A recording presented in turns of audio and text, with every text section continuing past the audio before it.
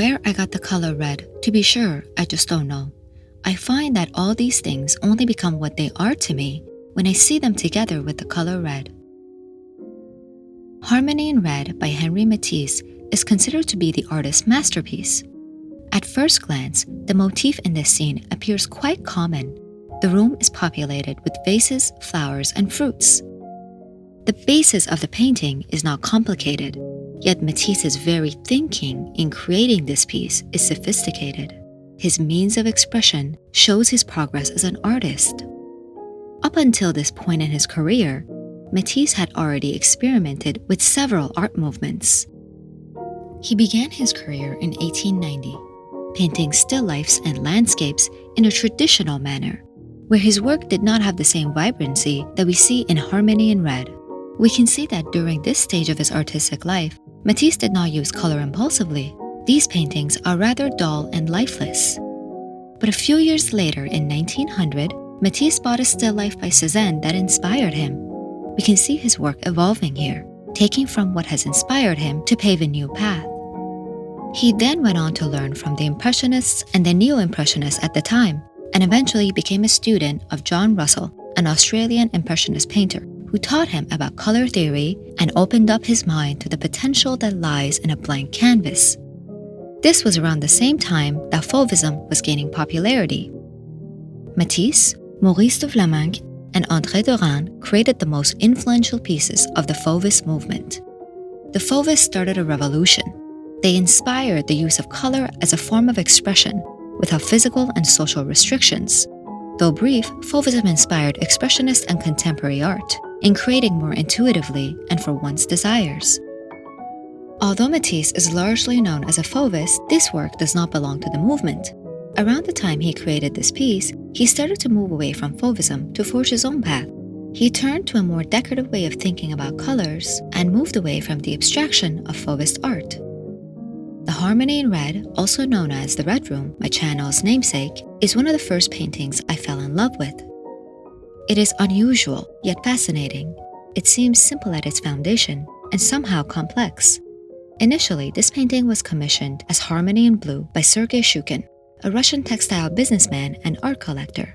Shukin was one of Matisse's first patrons.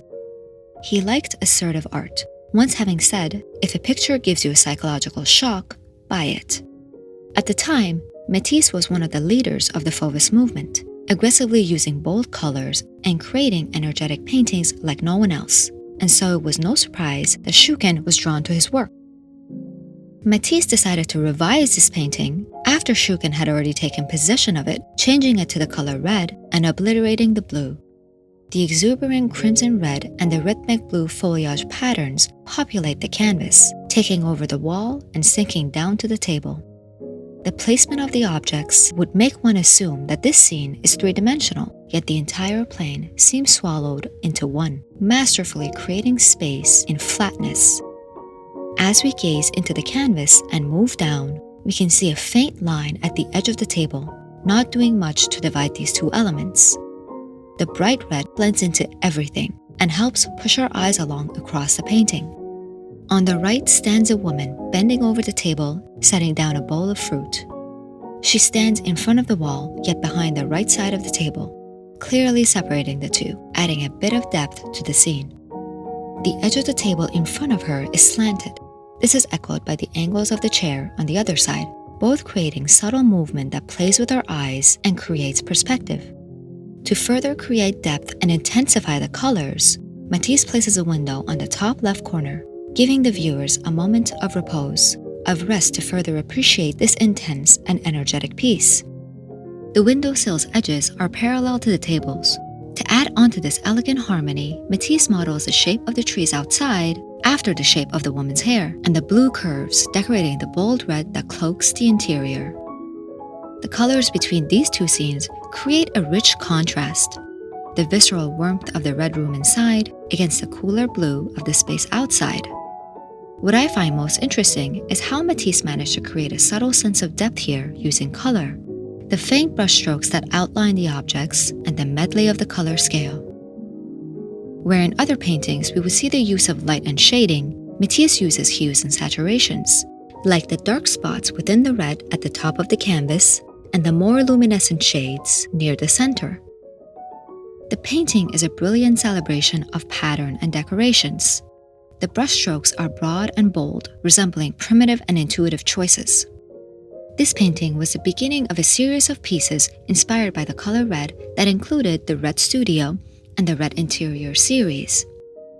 It also triggered Matisse's journey into exploring the works of other cultures beyond Western Europe. After completing this piece, Matisse delved into Persian miniature paintings that are known for their bold colors, flatness, and lack of perspective. He once stated, "The Persian miniatures showed me the possibility of my sensations, that art had devices to suggest a greater space." He went on to immerse himself in Islamic and Moorish arts, moving away from Western European art's focus on creating spaces of form and perspectives. The next generation of abstract artists have been visibly influenced by Matisse. The works of Jackson Pollock and Mark Rothko, two of the greatest contemporary artists, follow the color-saturated model Matisse has created here. He had a childlike wonder that helped him break loose of traditions. The greatest paintings in the world that we remember today invoke change. They play with boundaries and create a new beginning, a path previously unexplored. Matisse made a painting without a central focus and tested out new ideas with space and perspective. He used primary colors and everyday objects to depict a common scene, but kept the viewer stimulated. Although the Red Room was made over 110 years ago, it has a particular resonance when I look at it today. Matisse is widely regarded as the greatest colorist of the 20th century. He once wrote that he sought to create art that would be a soothing, calming influence on the mind, rather like a good armchair, and so he did. Each canvas had the potential to be a playing ground, and he never stopped. In the last few years of his life, he was bedridden and unable to paint, and so he picked up a pair of scissors instead and began making collages. The most famous ones in existence that we're all familiar with. That's why his works have stood the test of time today.